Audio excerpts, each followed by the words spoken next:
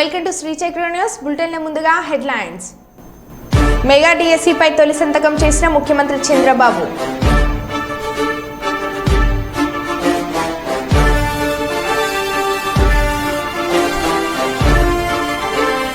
Bus ఆపలేదని బస్సుకు అడ్డంగా కూర్చొని మహిళ నిరసన.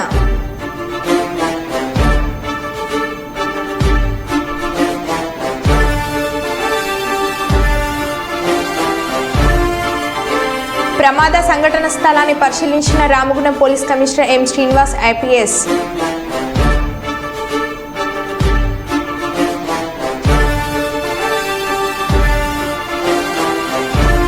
ముస్లిం సోదరీమణులకు బక్రీద్ పండుగ సందర్భంగా తోఫా పంపిణీ.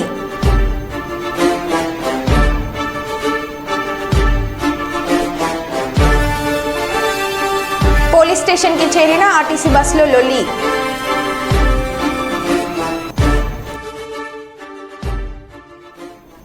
ఇక వివరాల్లోకి వెళ్తే, మెగా డిఎస్సిపై తొలి సంతకం చేసిన ముఖ్యమంత్రి చంద్రబాబు. ఏపీ సీఎంగా చంద్రబాబు నాయుడు బాధ్యతలు స్వీకరించారు. ఎన్నికల్లో హామీ ఇచ్చిన మేరకు మెగా డిఎస్సిపై ఆయన తొలి సంతకం చేశారు. అనంతరం ల్యాండ్ టైటిలింగ్ యాక్ట్ రద్దు, 4,000 రూపాయల పింఛన్ పెంపు, అన్న క్యాంటీన్ల పునరుద్ధరణ, నైపుణ్య గణన ఫైళ్లపై మొత్తం 5 సంతకాలు చేశారు. అంతకుముందు ఆయన సతీమణి భువనేశ్వర్తో కలిసి సచివాలయంలో ప్రత్యేక పూజలు చేశారు.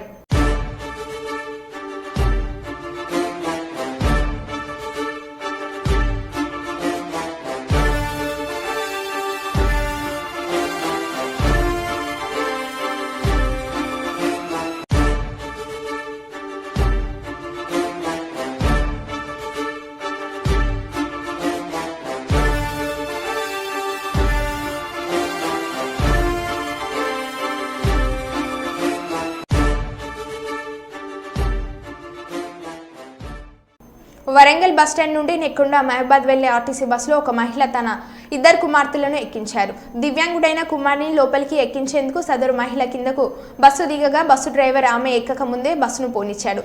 దీంతో ఆ మహిళ ఆటోలో బస్సు వద్దకు వచ్చి రోడ్డుపై బస్సుకు అడ్డంగా కూర్చొని నిరసన వ్యక్తం చేసింది.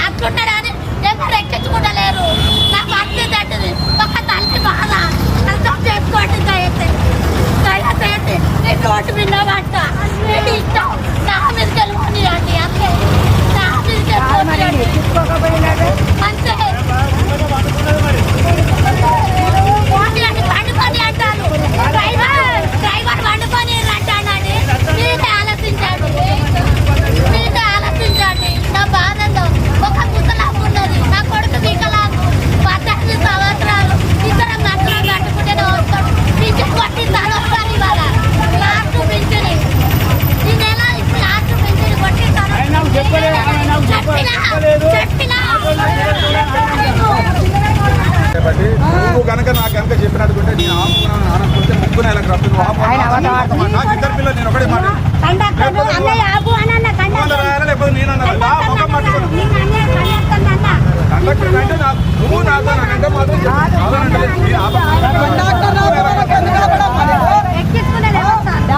కక్ష సాధింపు చర్యలు మా విధానం కాదని మచిలీపట్నం పార్లమెంట్ సభ్యులు వల్లభనేని బాలశౌరి అన్నారు. జల సైనికుడు ఎక్కడ ఉన్నా ఎక్కడ దాడులు దౌర్జన్యాలకు దిగవద్దని కోరారు. గత ప్రభుత్వంలో జన సైనికులను ఇబ్బందులకు గురిచేసిన వారిని చట్ట ప్రకారం చర్యలు తీసుకుంటామన్నారు.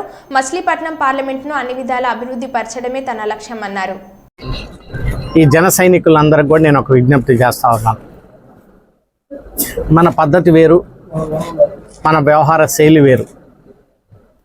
ఎక్కడ అనవసరంగా దౌర్జన్యాలు మీరు చేయొద్దు, దాడులు చేయొద్దు. వాళ్ళు చేసినటువంటి తప్పులు ఏదైతే ఉన్నాయో చట్టపరంగా ఆ డిపార్ట్మెంట్లు చర్యలు తీసుకుంటారు. ఎవరు కూడా చట్టాన్ని చేతిలో తీసుకోవద్దని చెప్పేసి నేను మనవి చేస్తా ఉన్నా. వాళ్ళు చేసినటువంటి అరాచకాలు మనం చేయొద్దు.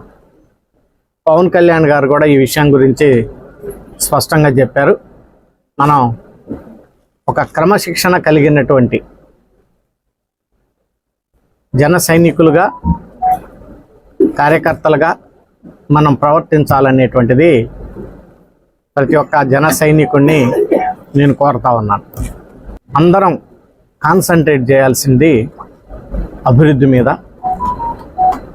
అదే రకంగా ప్రజలకు ఉన్నటువంటి సమస్యలు, ప్రధానమైనటువంటి సమస్యల మీద మనం అర్థం చేసుకొని ఆ సమస్యలను పరిష్కరించడానికి గెలిచిన అభ్యర్థులందరం కూడా కృషి చేయాలి.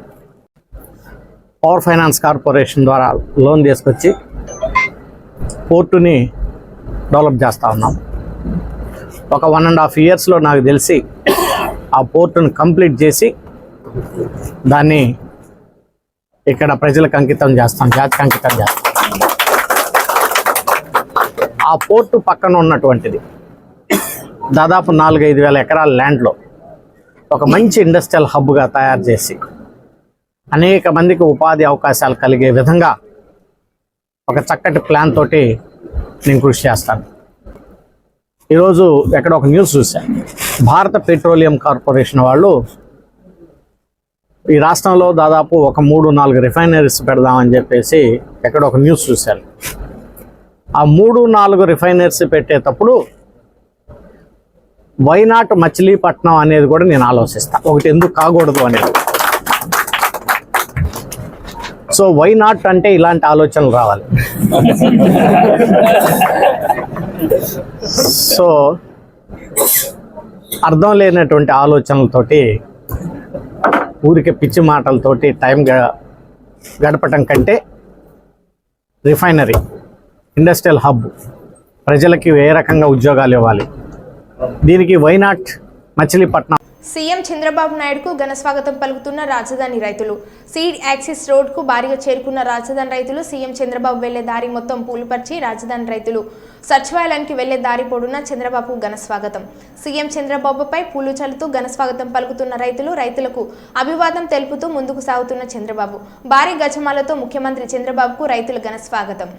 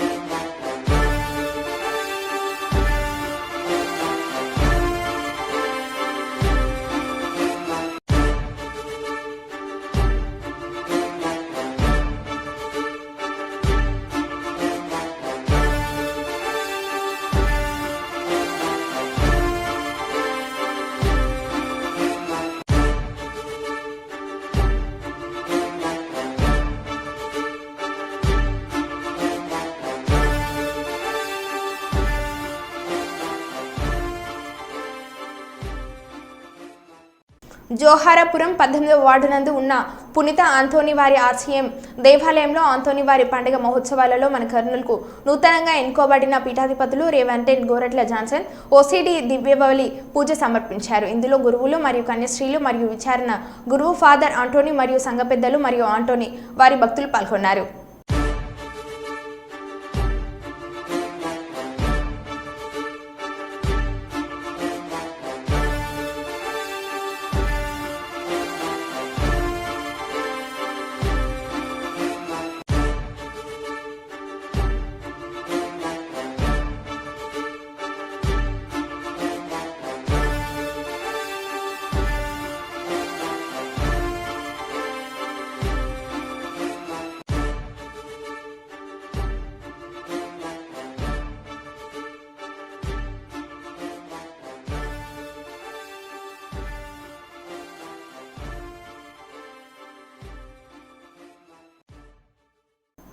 జగిత్యాల జిల్లా కేంద్రం బైపాస్ రోడ్లోని శ్రీ షిరిడి సాయిబాబా మందిరంలో రానున్న వారం రోజుల్లో జరగబోయే 25వ వార్షికోత్సవం సందర్భంగా స్వామికి ప్రత్యేక అభిషేకం, ప్రత్యేక పూల అలంకరణ, పూజలు, భజనలు, కీర్తనలతో మందిరం మారుమోగుతుంది.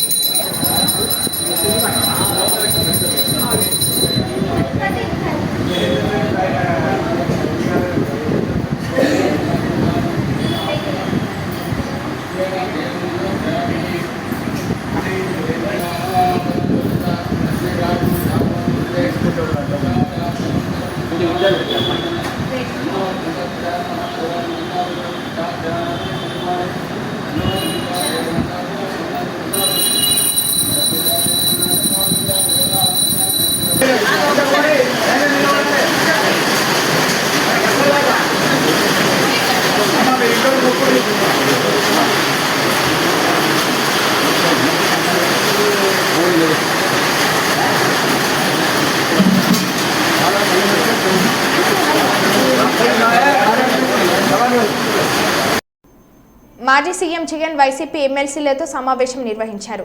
ఈ సందర్భంగా ఆయన మాట్లాడుతూ చంద్రబాబు హయాంలో పాపాలు చాలా త్వరగా పండుతాయని, గతంలోని చంద్రబాబు పాపాలు ఎలా పండాయో అందరం చూసామని తెలిపారు. శిశుపాలుడి 100 తప్పులు మాదిరిగా చంద్రబాబు తప్పులను కూడా లెక్కిద్దామని పిలుపునిచ్చారు. ఆ తర్వాత ప్రజల్లోకి వెళ్లి ముమ్మరంగా పోరాటం సాగిద్దామని పేర్కొన్నారు.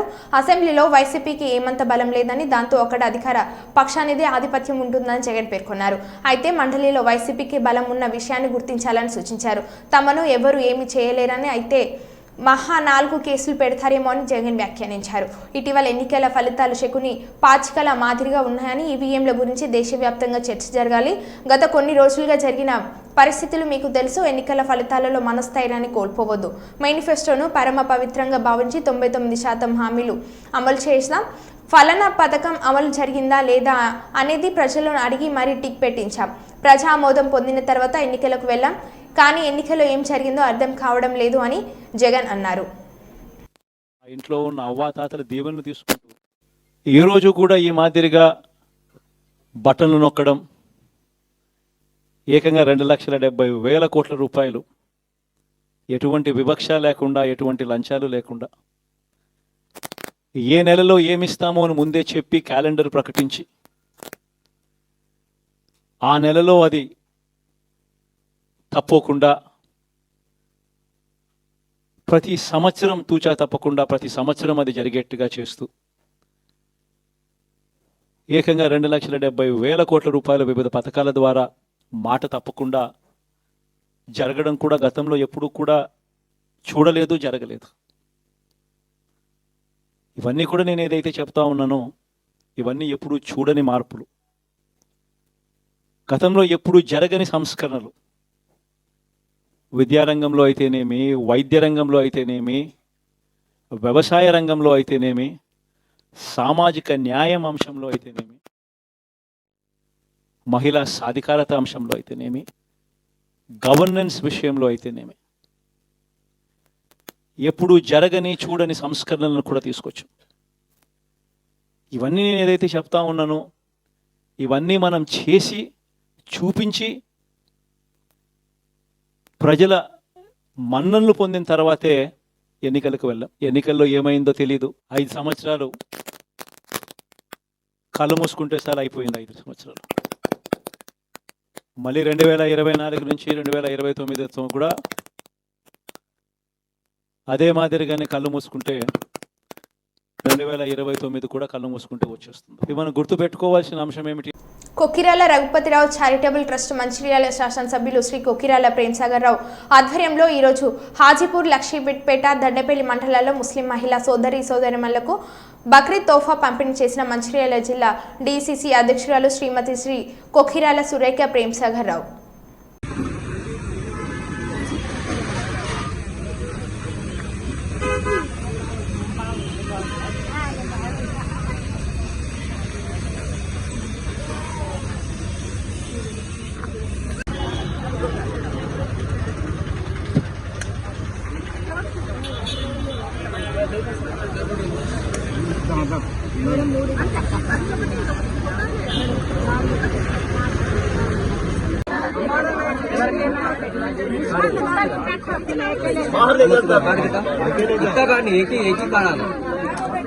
जो कुछ भी दे रहे प्रेमसागर राव हमारे लिए, गरीबों के लिए एक मसीहा बन के खड़े थे। मियाँ बीवी दोनों बहन बेटे जैसा, बेटे बहू के जैसा, माँ बाप जैसा खड़े के हमारी मदद कर रहे।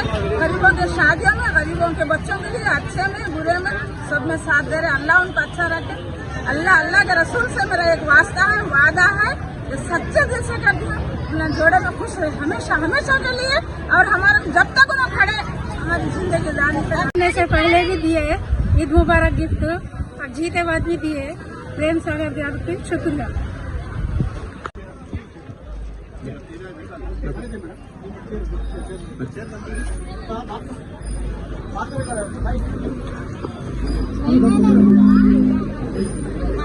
ప్రతి సంవత్సరం కొక్కిరాల రఘుపతిరావు చారిటబుల్ ట్రస్ట్ నుండి రంజాన్ పండుగ సందర్భంగా ముస్లిం సోదరిమణులందరికీ ఇంటికి అంటే ఖీర్కి సంబంధించిన వస్తువులు, అలాగే చీర కూడా ఒకటి బహుమతిగా ఇస్తున్నాము.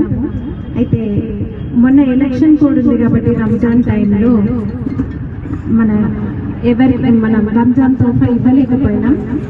ఇప్పుడు బక్రీద్ సందర్భంగా ఈ రంజాన్ తోఫా అనేది ఇస్తున్నాం. మీకు చీరలు మాత్రం బతుకమ్మ అప్పుడే మీ ఊర్లో లీడర్స్ ఇచ్చి అందరికి పంపించినాను. మరి మీ వరకు అందినాయా? అందరికి బతుకమ్మ టైంలో చీరలు ఇచ్చిండ్రు.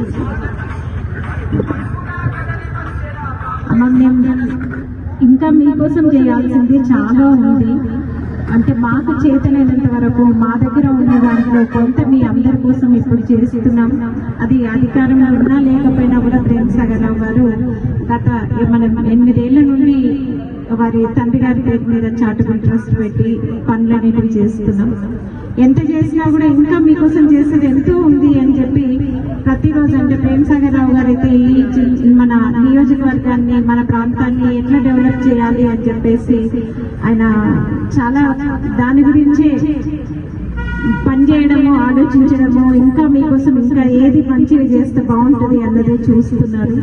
అమ్మ మేము ఉన్నంత వరకు మీకోసం పనిచేస్తాం, మీ అందరికీ ఏ కష్టం వచ్చినా కూడా ఆదుకుంటాం అని చెప్పేసి మాకు చేతలేనంత వరకు అని ప్రతి ఒక్కరికి సందర్భంగా తెలియజేస్తున్నారు. తల్లి మీరందరూ ఇప్పుడు అదే మీరందరూ కూడా మా కుటుంబ సభ్యులు అన్న భావంతోనే చేస్తున్నాం.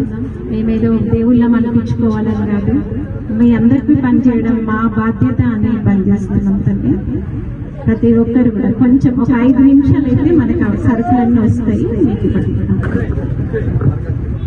శ్రీరాంపూర్ పోలీస్ స్టేషన్ను ఆకస్మికంగా తనిఖీలు చేయడానికి వచ్చిన Ramagundam police commissioner M Srinivas IPS, ACP Venkateswarlu, CI Mohan అధికారులకు మొక్కలను అందించి ఆహ్వానం పలికారు. అనంతరం పోలీస్ స్టేషన్ చేరుకున్న పోలీస్ కమిషనర్ ముందుగా పోలీస్ స్టేషన్ పరిసరాలతో పాటు పోలీస్ స్టేషన్లోని రిసెప్షన్ సెంటర్ సందర్శించి రికార్డులను పరిశీలించారు. ఈ సందర్భంగా పోలీసు అధికారులు సిబ్బంది వివరాలు, నిర్వహిస్తున్న పనితీరు, వారికి ఏదైనా సమస్యలు ఉన్నాయని అడిగి తెలుసుకున్నారు. పోలీస్ స్టేషన్ పరిధి, భౌగోళిక పరిస్థితులు, మైన్స్, ముఖ్యమైన ప్రదేశాలు, పోలీస్ స్టేషన్ పరిధి గ్రామాలలో ఎలాంటి నేరాలు అధికంగా జరుగుతున్నాయని, వాటిని ఏ విధంగా నియంత్రణ చేయాలి అనే అంశాలను అడిగి తెలుసుకున్నారు.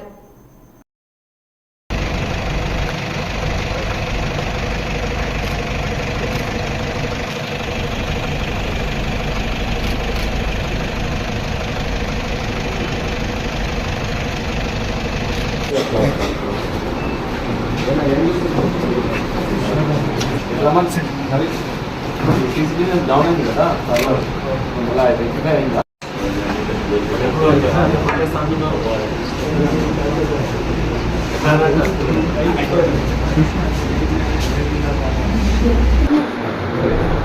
ప్రజలకు ఒక ఫైల్ కార్డినెన్స్ అయితే ఎఫ్ఐఆర్ వచ్చేసి నాన్ కార్డినెన్స్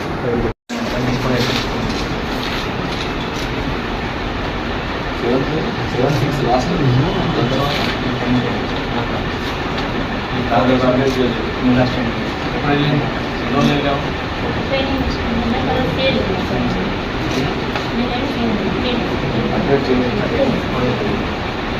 సెవెంత్ ఇది ఎంత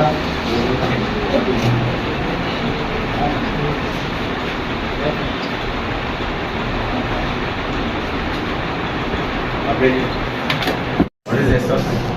శ్రీరాంపూర్ మైండ్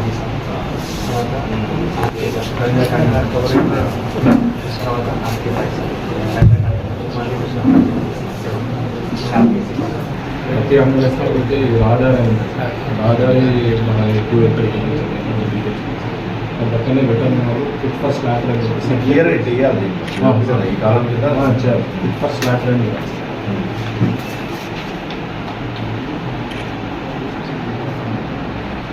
ఇప్పుడు 0 యాక్సిడెంట్ కావాలి, 5 యాక్సిడెంట్ ఉంటుంది. అదే 174 కాల్ గురించి ఎట్లా చేయాలి, మనకు కోఆపరేషన్ చేయాలి. నెక్స్ట్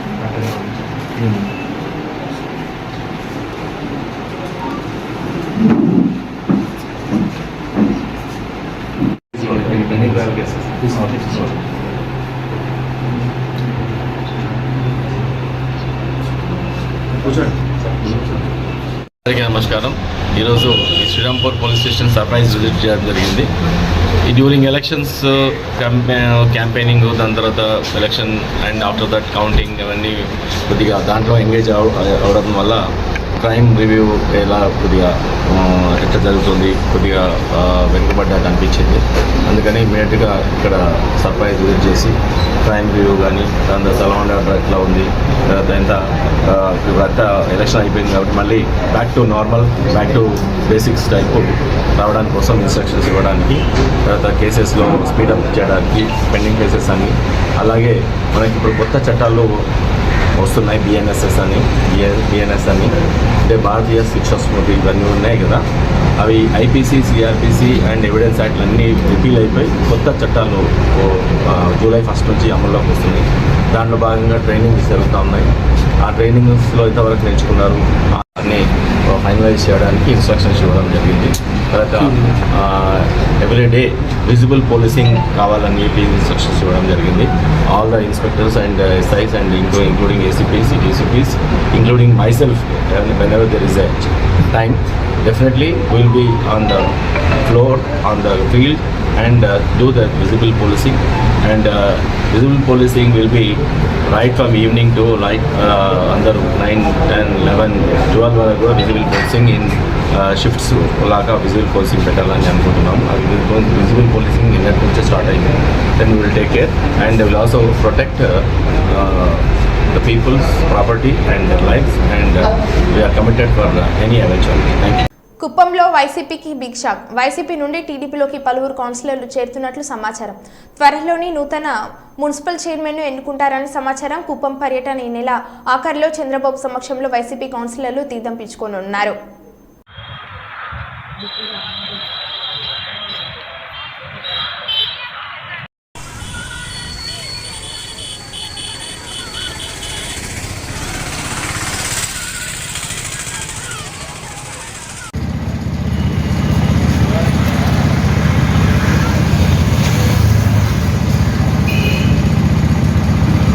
సప్లై కోసం పెట్టడం జరిగింది. Subject number 22 7th ward Vaddipalli నందు డ్రైనేజ్ ఫెసిలిటీ కోసం పెట్టడం జరిగింది.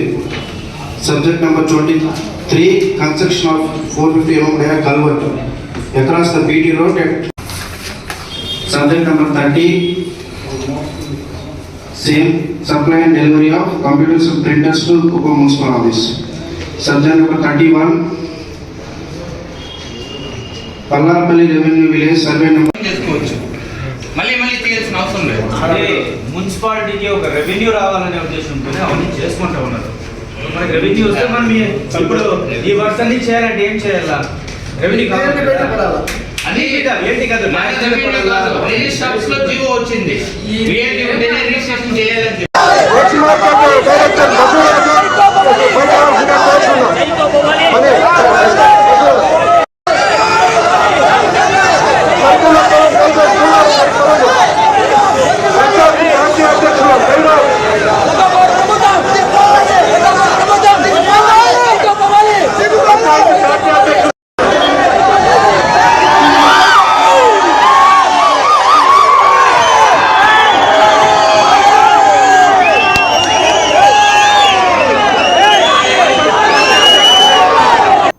మరో బులెటిన్లో మళ్ళీ కలుద్దాం. Stay tune.